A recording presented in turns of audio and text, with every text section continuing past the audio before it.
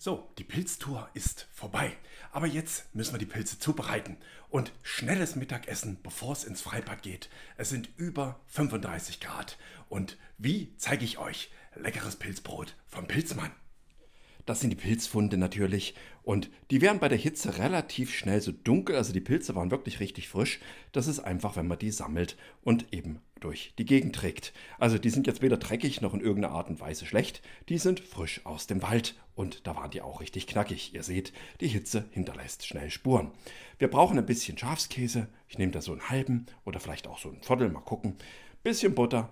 Ich nehme gern Maggi-Kraut zum Würzen oder eben auch hier ganz gern ein bisschen Girsch und ein bisschen Maulbeere getrocknet und gemischt. Salz, Pfeffer, Zwiebel. Einfach ist gut. Und Pilzmann hat ein besonderes Gemüse, Speck. Und jetzt geht's los.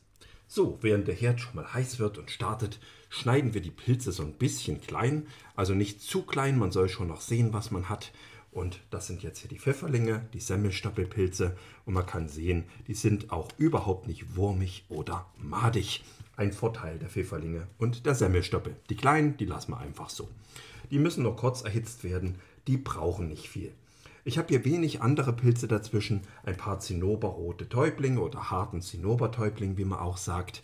Und das finde ich ist ein guter essbarer Pilz, passabler Mischpilz. Man darf nicht zu viel von denen nehmen, weil die eben sonst den Eindruck machen, dass es so ein bisschen bleistiftartig schmecken kann.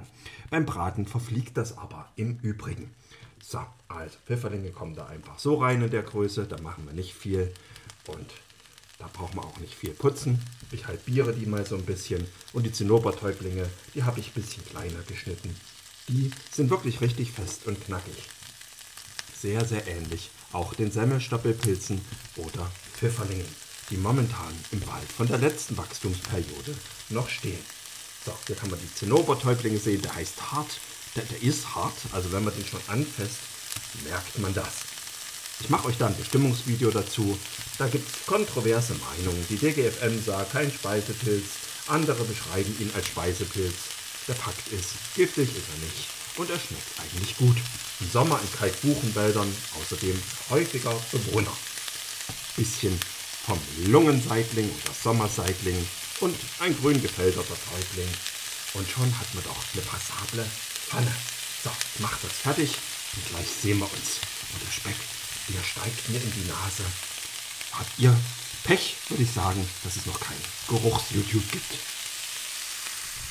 So, schnell muss es natürlich auch gehen.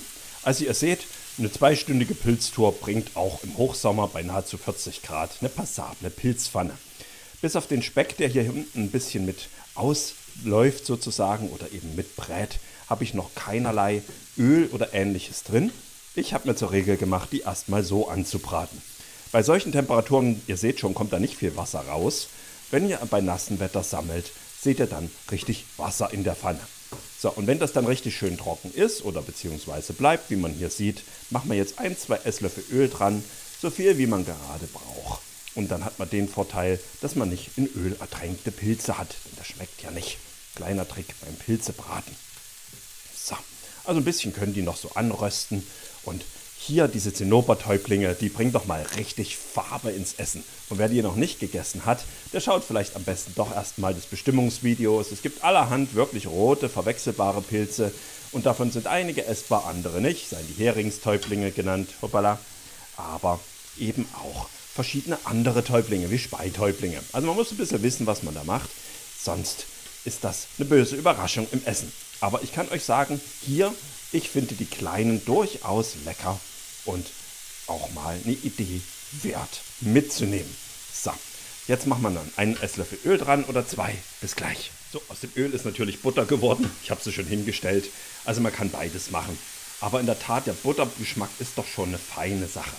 Und wenn das hier schon so ein bisschen angebraten ist, drehen wir auch gleich die Pfanne runter. Die Täublinge müssen ordentlich durchgegart werden, die Pfifferlinge eher weniger, die werden durchaus auch zäh, wenn man die zu lange brät. Also richtig anbraten, richtig durcherhitzen, das Ganze 10 Minuten sollte schon so 65 Grad haben. Pfifferlinge, da kann man sie auch ein bisschen weniger braten. Ich habe hier Täublinge drin, also ich gehe ein bisschen eher auf die sichere Seite. So, also das wird jetzt schon so langsam. Sehr schön. Und der Geruch steigt in die Luft. Wenn die Pilze dann schon relativ fertig sind, kommen dann die Zwiebeln dazu. Die werden gleich klein werden, die habe ich klein gehackt. Und die kommen am Ende bei mir mit rein. Und dann tue ich das Ganze noch so lange braten, bis das schön glasig und süßlich schmeckt von den Zwiebeln. Dann ist das fertig. Macht man die am Anfang mit rein, dann sind die Zwiebeln oft verbrannt und das schmeckt dann irgendwie auch nicht mehr schön zwiebelig. Und jetzt hat man dann eben so viel Zeit noch, bis die schön glasig lasiert sind und dann hat man auch seine Garzeit etwa der Pilze erreicht. Dauert so 10 Minuten, Viertelstunde und dann ist das auch gleich fertig. So, also das riecht lecker. So schaut es jetzt aus, also ein bisschen Salz und Pfeffer dran, das, wie man eben das so mag, geschmacklich. Und ich mache jetzt hier immer noch so ein bisschen Giersch mit dran, gemischt mit Maulbeerblättern, aber getrocknet, dann schmeckt es mir besser.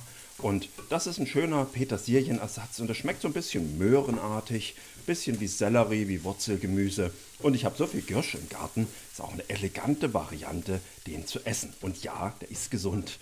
Und wenn man wirklich weiß, dass es Giersch ist, eine tolle Geschichte. Und eine schöne Art, ihn zu bekämpfen. Aufessen. Besonders unseren Gartengirsch hier. Und dann ist das schon relativ schön fertig. Und jetzt kommt der Käse. So, jetzt kann man sehen, ich habe hier den Schafskäse ein bisschen in Stücke gemacht. Ich hebe den jetzt nur unter, dann mache ich auch den Ofen aus. Der schmilzt so leicht und dann gibt das Ganze mit dem leicht fruchtigen Aroma der Pfifferlinge, aber eben auch der Schärfe hier des Pfeffers, aber eben auch mit den Pilzen so einen schönen, aromatischen, angenehmen, fast griechisch-mediterranen Aufstrich mit Waldpilzen, Pfifferlingen und so ein bisschen schöner Käse. Und das schmeckt erstaunlich gut und ist eine tolle Abwechslung. Schnelles Gericht in der Küche und wie gesagt, man muss nicht immer alles mit Sahne bearbeiten. So ein Frischkäse hier oder eben so ein Schafskäse, der bietet sich da an und das schmeckt dann durchaus richtig lecker. So, und der ist für den Koch. Bis gleich. Also so richtig schöne Waldpilze gebraten, aromatisch, fruchtige Pfifferlinge, zusammen mit einem schönen mediterranen Käse und Küchenkräuter aus dem Garten. Hier der Giersch. Und wen Kräuter mehr interessieren, schaut vielleicht auch mal in unsere Kräuterbestimmungstouren und Videos. Und jetzt gibt's gleich Essen. So oder so ähnlich kann es dann ansehen oder aussehen vielmehr. Also ein Brot ein bisschen anrösten. Ich mag so ein bisschen Kürbiskernöl, das sieht man hier, aber eben auch Tomaten und das ist ein ganz, ganz milder Chili, also der ist überhaupt nicht scharf aus dem Garten. Und eben dann unsere Pilze. Und da lohnt sich doch jede Pilztour. Und das dauert nicht länger wie das Video und da muss ich noch reden nebenbei und filmen. Also 5 Minuten, 10 Minuten sollten die Vorbereitungen abgeschlossen sein, 10 Minuten braten, Essen auf dem Tisch. Und so schnell hat man sein Essen nach einer Pilztour. Und jetzt Essen.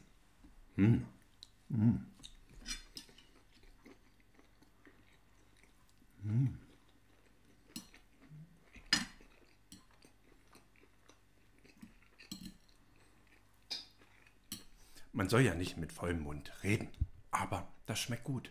Käsig, so ein bisschen kräftig noch nach dem Schafskäse, ein Touch von mediterranen Kräutern, die Pilze, bisschen fruchtig und einfach mal was anderes als die klassischen Waldpilzpfannen. Ist natürlich irgendwie auch eine. Und ganz ehrlich, die Sommerpilze mit ihrer Festigkeit, die haben was Gutes. Und zwar gleich in meinem Bauch. Habt Spaß, geht raus in den Wald. Schreibt mir vielleicht mal, wie bereitet ihr eure Pilze zu, eure Lieblingspilzrezepte. Würde mich freuen. Und bis bald im Wald, im neuen Video. Und habt Spaß, geht raus. Auch bei der Hitze, ihr seht, es lohnt sich.